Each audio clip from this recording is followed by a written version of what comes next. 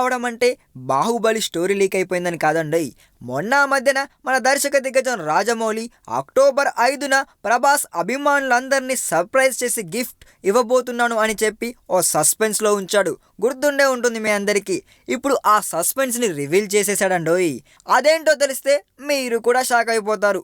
Madam Tussauds museum వారు కొత్తగా తెరిచిన మైనపు విగ్రహాల మ్యూజియంలో మన ప్రభాస్ విగ్రహం చేర్చబోతున్నారంటండోయ్.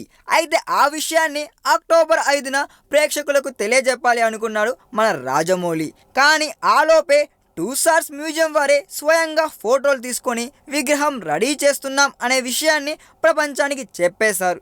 దాంతో ఎలాగూ సస్పెన్స్ ఓపెన్ అయిపోయింది అని తెలుసుకున్న రాజమౌళి, నేను చెప్పాలనుకున్న న్యూస్ కూడా ఇదే. అసలు ఈ రోజుల్లో ఏదన్నా న్యూస్ను దాచుంచడం అంటే చాలా కష్టం సుమి. ఇక మన సౌత్ ఇండియా నుండి ఆ మ్యూజియంలో విగ్రహం పెట్టబడిన తొలి సెలబ్రిటీ ప్రభాస్ కావడం మనకు గర్వకారణం అన్నాడండోయ్. మార్చ్ 2017లో ఈ స్టాచ్యూ ప్రపంచం చూడడానికి వీలు పడుతుంది.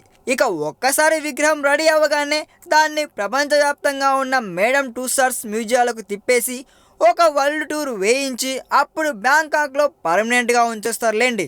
ఈ వీడియో మీకు నచ్చినట్లయితే సబ్స్క్రైబ్ చేయండి. ఫిలిమి స్టార్స్ బోలెడంత న్యూస్ బోల్డ్గా.